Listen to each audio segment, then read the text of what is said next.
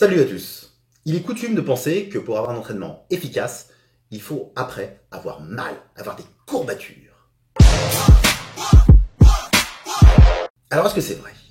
Tout d'abord, ces courbatures, on appelle ça les DOMS, les Delayed Onset Muscle Soreness. Donc en gros, les douleurs musculaires retardées. Elles apparaissent grosso modo entre 12 heures et 48 heures après un effort intense ou inhabituel. La douleur, tout simplement, est liée à l'inflammation qui est provoquée par les micro-lésions qui apparaissent sur les muscles suite à l'entraînement et qui doivent être réparées, voire surcompensées. Et je vous renvoie à la vidéo sur la croissance musculaire pour bien comprendre ce phénomène. Alors qu'est-ce qui se passe? Des enzymes activent les nerfs qui envoient le signal de la douleur au système nerveux central. On sait que l'acidose provoquée dans les muscles par l'entraînement, cette accumulation de ion H+, peut également accroître les sensations de douleur. Par contre, ça n'a rien à voir avec l'acide lactique qui se crée pendant l'entraînement. Et puis évidemment, je ne vous parle pas ici des douleurs liées à des blessures, comme des élongations, des contractures, des tendinites, voire des déchirures. Alors, est-ce que c'est obligatoire d'en avoir pour être sûr d'avoir un bon entraînement et d'être efficace? Eh bien, pas du tout. Les courbatures ne sont pas forcément des repères du développement musculaire et de l'efficacité de votre entraînement. Tout d'abord, la croissance musculaire n'est pas forcément liée uniquement à ce phénomène de micro-lésion. La croissance est aussi la multiplication des sarcomères par la stimulation des cellules souches ou des noyaux. Encore une fois, allez voir la vidéo sur la croissance musculaire. Par exemple, les coureurs ou les cyclistes ont de nombreuses courbatures, mais pas forcément des gros muscles. Ensuite, le niveau de douleur n'est pas toujours le même entre toutes les personnes. Les études le montrent.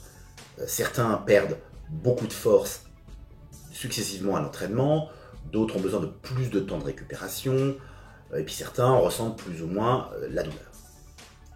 Ça dépend également des muscles, parce que plus on est souple, et moins on devrait avoir de douleur. Ensuite, ça dépend également des exercices, car l'intensité des douleurs est liée au changement de longueur du muscle.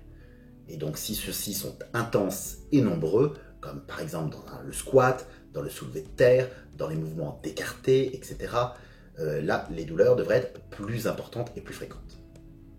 Alors qu'est-ce qu'on peut faire si on a des douleurs, si on a des courbatures? Eh bien, il y a le massage qui fonctionne plutôt bien pour aider à moins sentir les courbatures. On peut également, très rapidement derrière l'entraînement, ressolliciter à nouveau le muscle, mais beaucoup plus légèrement évidemment, afin d'activer la congestion qui va favoriser la réparation.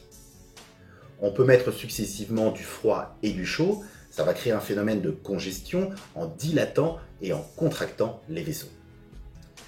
Les étirements, d'après les études, ne serviraient pas à réduire le phénomène de courbature. Il faut aussi, a priori, éviter les anti-inflammatoires, comme l'ibuprofène, le paracétamol ou l'aspirine, car ils entraveraient le processus de réparation des micro-lésions. Et évidemment, ça vous vous en doutez, il faut une bonne hydratation et puis une alimentation saine et équilibrée qui permet d'être anti-inflammatoire sur l'organisme. Je vous rappelle l'intérêt des oméga 3 par exemple, et puis également d'être basifiant, d'avoir un bon équilibre acide-base, et pour ça je vous renvoie également à la vidéo qui parle de ce sujet. Voilà, donc vous voyez, à chaque fois qu'on vous chambre en disant « Oh là là, est-ce que tu as eu des courbatures? Est-ce que tu as mal ?» et qu'on pense que votre entraînement a été bon ou pas bon en fonction de ces courbatures, eh bien en fait ça n'a rien à voir. Et donc, il ne faut pas tenir compte des courbatures ou pas pour savoir si notre entraînement est bon. Voilà, j'espère que ça vous a intéressé. N'hésitez pas à liker et puis abonnez-vous à la chaîne. Ça vous permettra de rien rater des prochaines vidéos. Je vous dis à bientôt.